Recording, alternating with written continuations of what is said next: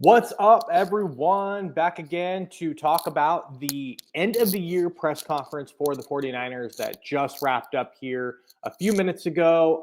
Before we get going, hit that like and subscribe if you haven't already.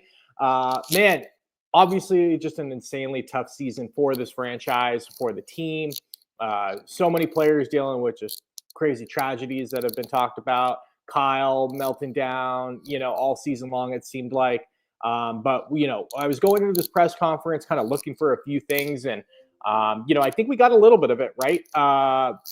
If you weren't tuned in, a few of the things that just jumped out to me was one, obviously, Nick Sorensen is not being let go; he is being demoted. So they are going to try and find another position for him on the team, on the staff. Kyle did say he will be considered as the special teams coordinator position, which, man, to me, that's a major concern and red flag for this organization, right? You're kind of coming into this press conference, at least this is from a fan standpoint, of, okay, has this team finally maybe grasped or realized we're not just a player away, right? Like this season, yes, there was a lot of bad luck and things that are out of their control in terms of injuries and personal tragedies. But they were just wildly not competitive in multiple games this season. Getting absolutely rocked in Green Bay, Buffalo, end of the year to the Cardinals. You could say they weren't playing for anything, but neither was Arizona, and they went out and competed, right? So I think it was kind of a lot of people looking for that end of the year for me at least, for Kyle and John to kind of say, look, this was a bad year and it's on us, right? And I didn't really grasp that. Like I just didn't. The words Kyle says, the tone he talks. He mentioned multiple times that it seemed like they truly believed they were like less than 10 plays away from being a playoff team this year. They're not. They were not one of the best 12 teams or 14 teams in the league this season. Nowhere close. Um, I think a lot of people are looking for, is there going to be a big self-reflection and, looking at both everything from how they acquire talent to the coaches on their staff to the schemes that are involved. Kyle came out and talked about how they are going to, they're open-minded on the scheme. They're open-minded on everything. Yet you kind of hear all the reports early on, which is Josina Anderson coming out and basically saying, look, if Robert Saleh wants the job, it's his. Kyle saying that, Brandon Staley is going to be given an opportunity to interview for the defensive coordinator position. Like, they're not going to change. They're not. This is who Kyle is. This is who the organization is. They've had a few very good seasons, and then they've had a few really bad seasons, and it's all or nothing.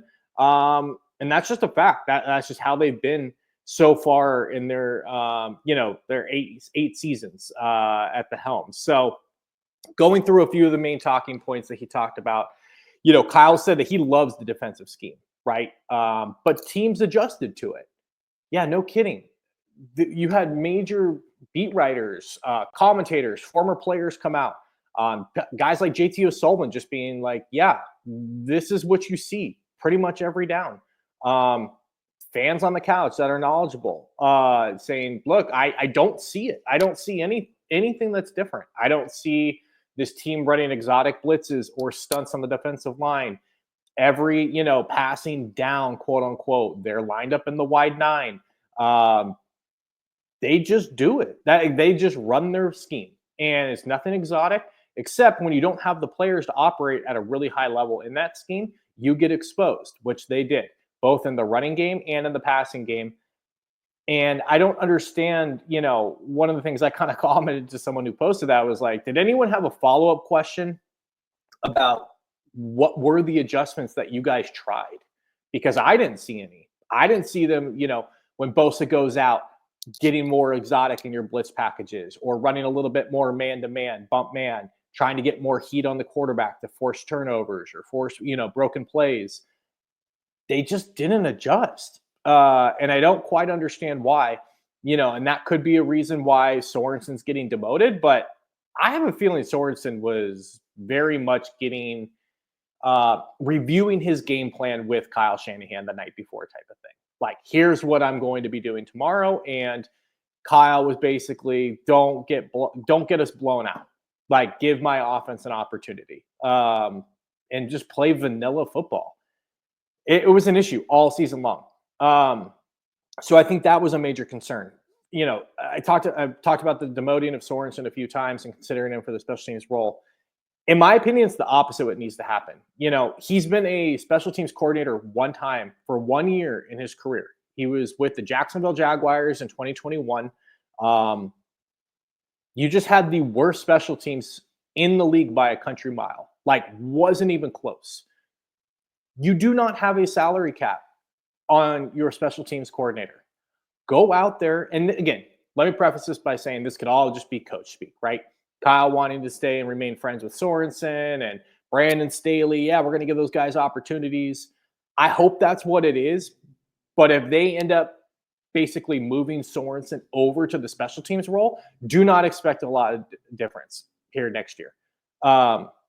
They should be out hunting and seeking the best special teams coordinators that are currently on other teams. Darren Rizzi. There's a bunch of other guys in the NFL. Go look to see who's the number 2, who's the assistant special teams coordinator for every team in the playoffs right now. Go interview those guys. College, there's about 10 teams that have very elite programs that pay their coaches elite money because they're elite jobs. Go interview those guys. Go get someone in here who knows what the hell they're doing and can come in and command respect of the room. And day one can kind of turn some of these things around, because this season was abysmal and their special teams were a major contributing factor to why they were so bad. I already hit on the Brandon Staley thing, defensive coordinator, and Robert Saleh. Look, I think they're going to just roll back with Saleh if he'll take it. I think Kyle wants to be comfortable, and he knows Robert Saleh. Saleh had a lot of experience here. He did a really good job here. Got him the Jets job, obviously. But at the end of the day, like, this is one of my biggest issues with this team is everything, again, has to be comfortable in that building. There's got to be familiarity. Everyone's got to be just, friendly buddy, and we are all on the same page. And, if that means we got to run it back, let's just bring him back. He was good for 4 years ago for us. Let's just run it back instead of moving the ball forward. I'm not saying they shouldn't hire Robert Saleh, but that shouldn't just be the default. Like, well, he knows the wide nine. Let's bring him back. It worked. Like, to me, that's the wrong approach. And I hope that's not what they're doing, in a sense. My guess is Kyle and Saleh are really good buddies. If he's going to hire Robert Saleh, it's already a done deal, in my opinion. Like, they've already texted, and it's already a done deal. They've had a call or whatever. And it's just going to be a process now, and a timing thing. But I really do hope Kyle kind of backs up what he said, which is, I'm open to all things, considering scheme, player acquisition, defensive, are they going to run a 4-3, 3-4? Are they going to play more man-to-man, cover 3, quarters, like Tampa 2? I don't know. But, like, be open to some new, fresh ideas. I feel like this team is just very much stuck in quicksand and stuck in the mud. Kyle alluded to it. Teams have caught up to you. It's time to kind of reinvent yourself, as Steve Young has said. Go out there and see what else is available and what other options are there. And you know what? It might be a nice little refresher for a Nick Bosa and a Fred Warner, guys that have just been in kind of the same thing for years now, right? Like, everyone probably knows this. Like, when you change jobs, sometimes that's like an invigorating experience, right? Like, you get that energy boom and that bust kind of, halfway in these guys' careers. All of a sudden it's like, wow, something new and exciting and a fresh voice. I think that's part of it. And I think the other part was Saleh. Like, the other argument against it is Robert Saleh doesn't have the same personnel as he did 4 or 5 years ago. Like, there is no DeForest Buckner here. Dre Greenlaw is probably gone. Eric Armstead's not here. There is no D Ford. There's no Richard Sherman. So, I think it is malpractice to kind of sit here and just be like, look, we hired Robert Saleh. We're back. Like, it's over. I don't know. I don't think that's a lock. I do think Robert Saleh is a really damn good defensive coordinator, and he is going to be a defensive coordinator for somebody next year in the NFL.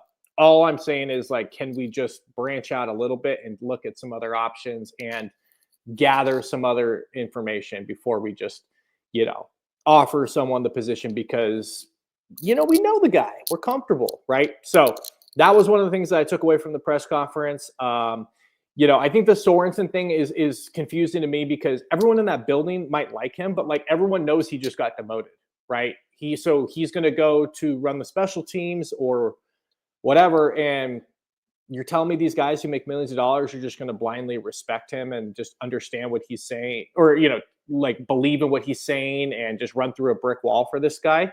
And the same thing goes with Staley. Like, these guys aren't dumb, right? Like, these guys understand what's going on. These guys know these guys' records and what has happened in their careers, right? So if they just saw Nick Sorensen do a really poor job as a defensive coordinator, get demoted, and then that guy's got to go listen to him in the special teams room, you're telling me some of these guys aren't going to be like, dude, this guy has no idea what he's talking about.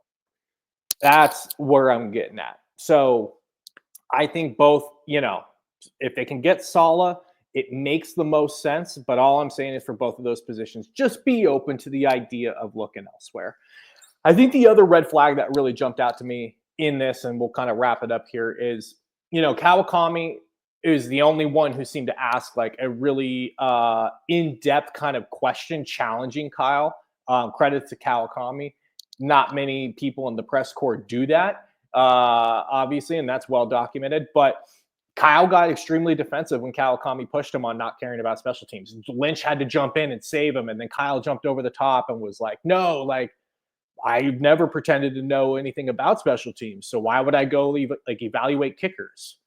It's like, dude, again, another opportunity just to take a step back and be like, you know what? Our special teams was probably the worst in the league. I am going to do everything in my power to put an emphasis on that this offseason and into next year to make that a priority, because I know it's, 1/3 of the tripod that makes this thing go. That's all you have to say. But to get defensive, oh, what do you mean I don't care about special teams? It's like, Kyle, it's well documented you don't care about special teams.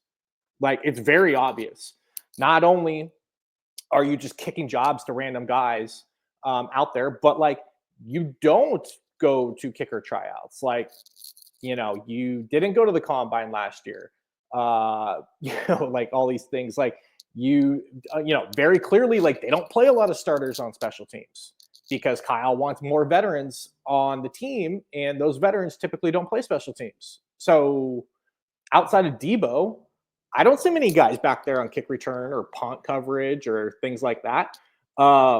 Something to keep an eye on. Watch these NFL playoffs and you tell me how many of these teams play their starters on special teams. Kind of a fun little exercise, because I remember, when Jim Harbaugh came here, Navarro Bowman played special teams. Vernon Davis played on a special team. Like, these guys played special teams. It was a major point of emphasis from Jim Harbaugh, and they had a pretty good special teams. That's all I'm saying. So some flags, some concerns. At the end of the day, it's more of the same for me. There was nothing revolutionary about that press conference. They pretty much just said we need to kind of dust off our boots and get back up and just get back on the dusty trail and grab our lunch pan and go to work. And it's like, okay. I hope this team understands internally and is not just turned into a complete echo chamber where everybody in the building is just kind of high-fiving and being like, you know what? It was just some bad luck this year, man. It was just some bad luck. We'll be back in the Super Bowl next year. I really hope that's not the attitude that they're all taking down there, because I think that'd be a mistake. So that's all I got. Quick little hitter on the end of the year press conference. We will be talking about the Niners all through the offseason. I will start talking about quite a bit of some of the guys I like here coming up in free agency, the draft, all that, as college football is obviously a major, passion of mine. And I feel like I know a lot of these guys. And so stay tuned. And like I said, hit that thumbs up and subscribe if you enjoyed this. Later.